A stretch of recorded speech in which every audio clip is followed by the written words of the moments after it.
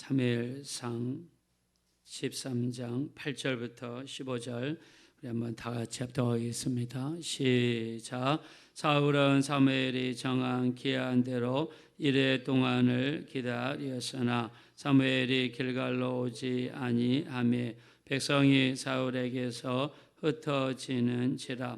사울이 이르되 번제와 화목 제물을 이리로 가져오라 하여 번제를 드렸더니 번제 드리기를 마치자 사무엘이 온지라. 사울이 나가 맞으며 문안하매 사무엘이 이르되 왕이 행하신 것이 무엇이냐 하니 사울이 이르되 백성은 내게서 흩어지고 당신은 정한 날 안에 오지 아니하고 블레셋 사람은 믹마스에 모였음을 내가 보았으므로 이에 내가 이르기를 사람들이 나를 치러 길갈로 내려오겠거늘 내가 여호와께 은혜를 간구하지 못하였다 하고 부득이하여 번제를 드렸나이다 아니라.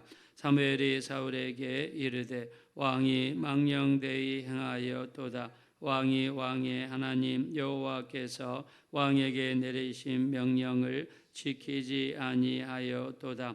그리하였더라면 여호와께서 이스라엘 위에 왕의 나라를 영원히 세우셨을 것이거늘 지금은 왕의 나라가 길지 못할 것이라.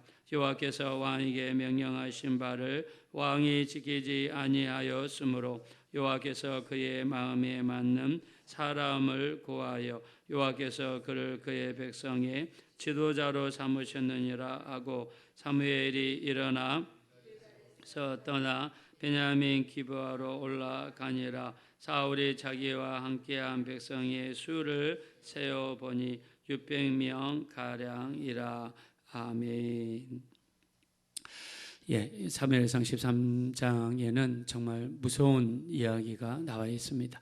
자, 우리 요약해서 말씀드리면 하나님께 예배드리는 삶이 얼마나 중요한지, 그리고 그 예배도 우리의 뜻대로 드리는 예배가 아니라 하나님의 뜻대로 드리는 예배가 얼마나 중요한지를 말씀하고 있습니다.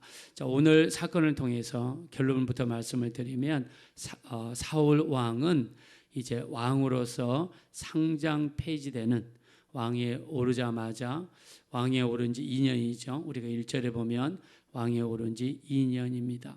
자, 2년밖에 되지 않는 왕이었지만 하나님의 말씀에 불순종하여 이제 불순종하는 모습들이 나타나고 자기의 뜻과 고집이 사울 왕에서 나타나기 시작했습니다.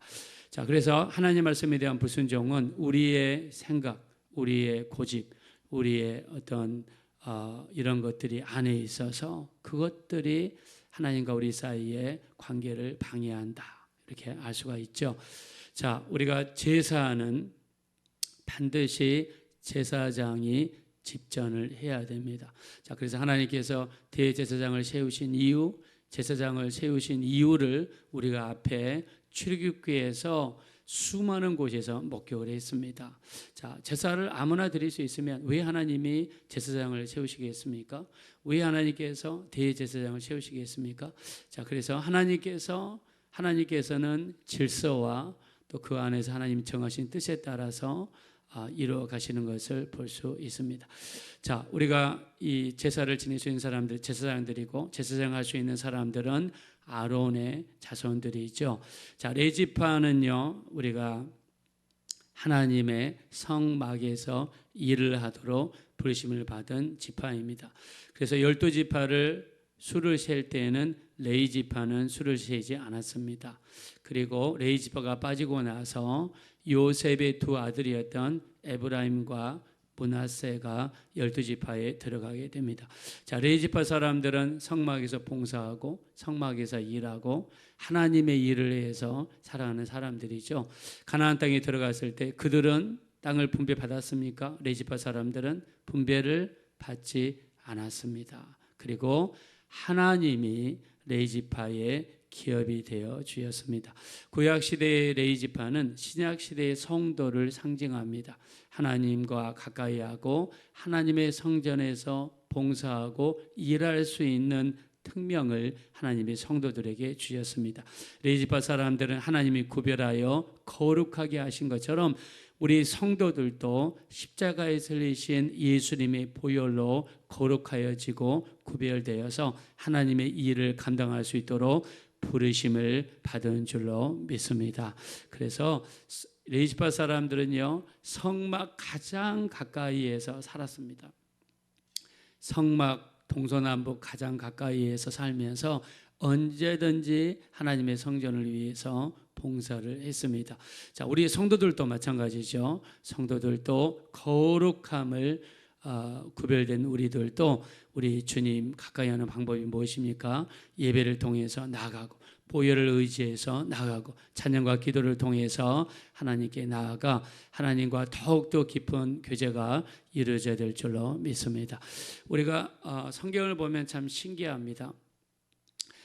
이 앞에 엘리 제사장과 사무엘 선지자가 눕는 광경이 나와 있죠. 자, 눕는 광경을 이해할 때 엘리는 자기 처소에서 눕고 사무엘은 여호와의 전에서 누웠다라고 성경에 표현하고 있어요. 자, 엘리 제사장은 자기 처소에서 누웠다는 것은 하나님과의 물리적인 거리가 멀다는 것을 상징하고요. 사무엘 선지자는 하나님의 전에서 누웠다고 그랬습니다. 즉 하나님과의 더 가까이에 있는 상태를 이야기합니다. 자, 우리 신앙생활도 마찬가지죠. 예배와 기도와 말씀을 통해 오늘 여러분들이 시간을 구별하고 공간을 구별해서 하나님께 나아와 첫 시간을 드리는 것처럼 우리는 하나님과의 이 거리도 점점점 가까워져야 될 줄로 믿습니다. 자, 레위지파 사람들 이야기하죠. 우리 출애굽기 6장 16절에 보니까 레위에게는 3명의 아들이 있습니다. 게르손, 고핫, 무라리. 게르손, 고핫, 무라리가 있는데, 자, 게르손 사람들이 담당했던 일이 있어요. 성막에서 쓰는 모든 청과 관련된 것, 커튼과 관련된 것, 모든 청과 관련된 것들을 이렇게 세우고 거두고 운반하는 일을 맡습니다. 고핫 자손들은요, 성막 안에 있는 모든 성물들을 운반하는 일을 맡습니다. 예를 들면은 떡상, 촛대, 금양로, 번제단, 그리고 정말 중요한 게 무엇입니까? 하나님의 법궤. 하나님의 법궤는 반드시 법궤 밑에 있는 고리 4개에다가 2개의 긴 막대기를 이용해서 이 어깨에다가 매야 됩니다. 자, 이 일을 맡은 자손이 바로 고핫 자손들이에요. 그리고 무라리 자손들은요, 성막에 보면 기둥이 있죠. 이런 기둥들과 관련된 것들을 운반하게 되어 있습니다. 자, 레위 지파 사람들도 일이 3분화가 되어 있어요. 그러면 누가 제사장을 하느냐? 바로 아론의 제사장들입니다. 우리가 이 출애굽기 28장 1절 이하에 보니까 아론과 그의 자손들이 제사장과 대제사장을 하라고 하나님이 말씀을 하시죠. 제사장들을 보면은요, 아무나 할 수 있지 않습니다. 제사장은 반드시 나이가 30세에서 50세 사이의 사람들이 제사장 임무를 감당합니다.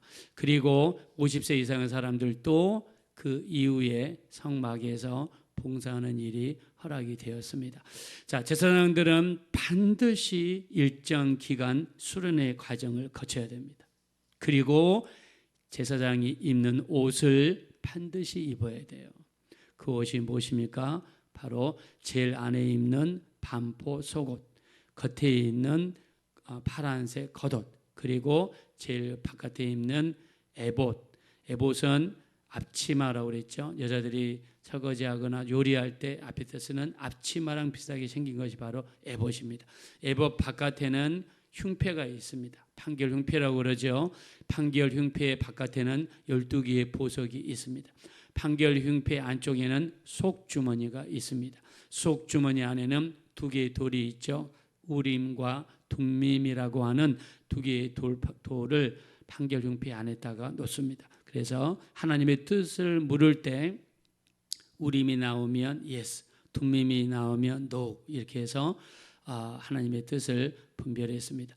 자, 그리고 머리에는 관을 씁니다. 이렇게 면류관처럼 생긴 모자를 쓰고요. 그 모자 앞에는요, 여호와께 성결이라고 하는 띠를 띄어야 됩니다. 자, 여호와께 성결이라는 뜻은요, 제사장은 하나님 앞에 나아갈 때 반드시 거룩해야 된다는 것을 의미했습니다.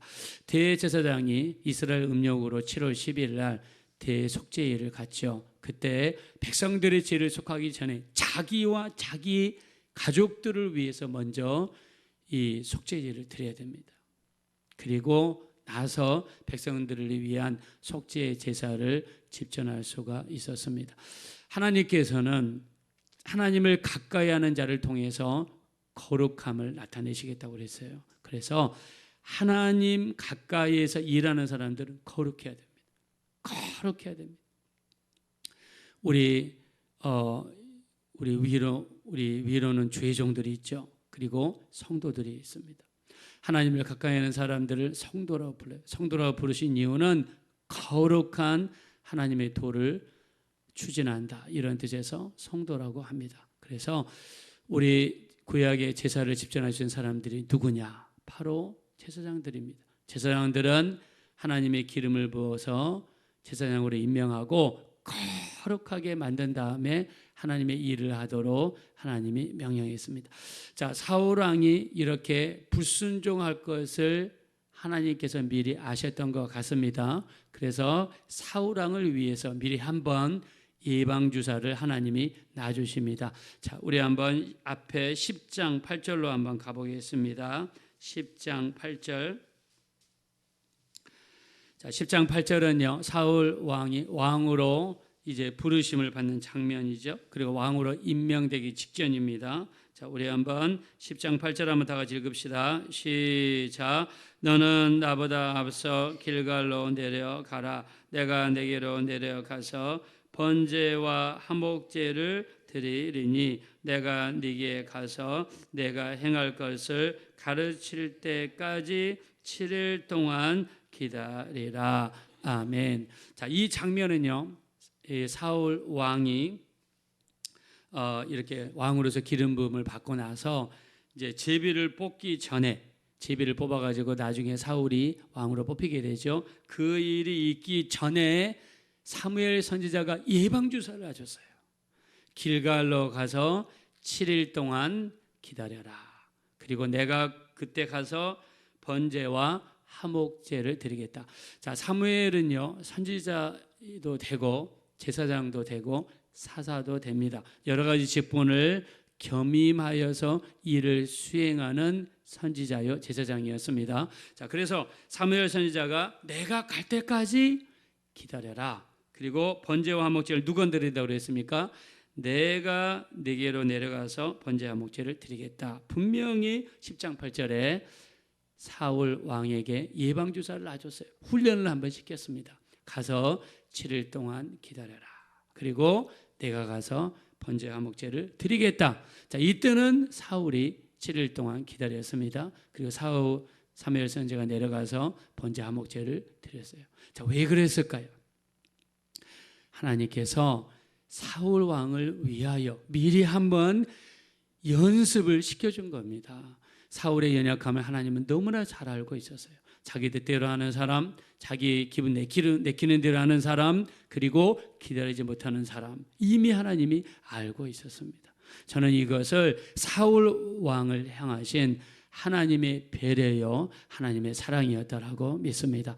지금도 마찬가지입니다. 하나님 우리 연약함을 너무나 잘 아시기 때문에 하나님은 그 연약함을 훈련시키시는 하나님이십니다. 온전하게 만드시고 더 온전한 모습으로 바꾸시려는 하나님의 훈련이 우리의 삶 가운데 있는 줄로 믿습니다. 자, 그러면 우리는 거기에 반응하면 되죠. 순종함으로 나가면 됩니다. 자, 그리고 나서 우리 한번 보겠습니다. 17절, 10장 17절 볼까요? 10장 17절 한번 다 같이 한번 읽어보겠습니다. 시작. 사무엘이 백성을 미스바로 불러 여호와 앞에 모으고, 자, 미스바에 불러서 제비를 뽑는 장면이 나와 있습니다. 자, 그리고 사울이 제비 뽑혀가지고 왕이 되죠. 자, 그리고 우리 아까 읽었던 13장으로 돌아오겠습니다. 13장 1절입니다. 13장 1절 한번 다 같이 한번 읽겠습니다. 시작. 사울이 왕이 될 때에 40세라 그가 이스라엘을 다스린 지 2년에 자, 왕으로 기름을 받고 나서 2년이 지났습니다. 자, 그리고 블레셋 군대가 쳐들어왔습니다. 여기 보니까 병마만 해서 즉 군인들이 쓰는 마차만 해서 3만 개라고 표현을 하고 있죠. 자, 우리 한번 5절 보겠습니다. 5절.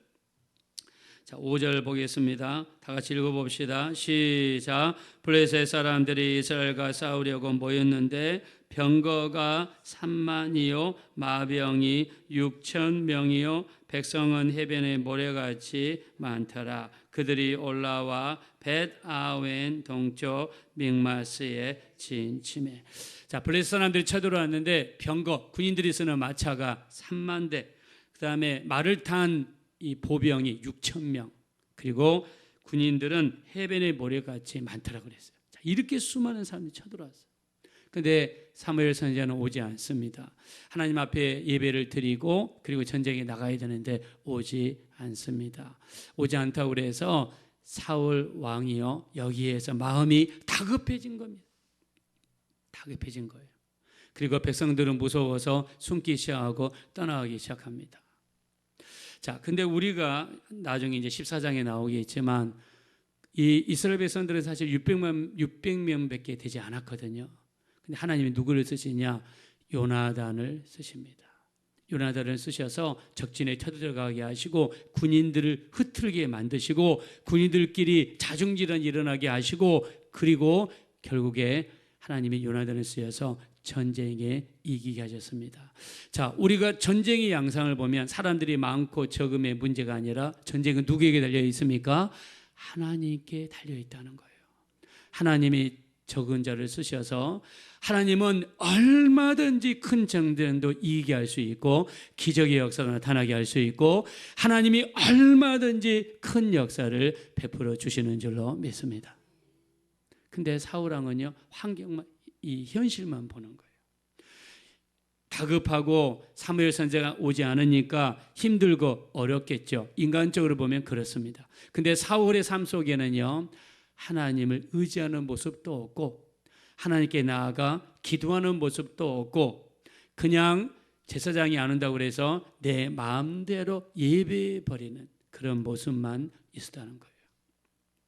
우리가 전체를 보면 결국에는 아무리 마차가 군인용 마차가 3만 대가 있고 마병이 6천 명이 있었어도 결국에는 하나님이 전쟁을 요나단을 통해서 전쟁을 이기게 하신다는 거예요.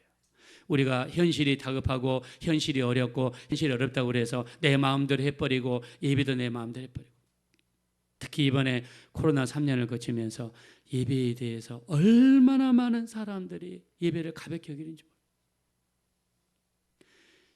내가 내 일 때문에 예배를 내 마음대로 해요.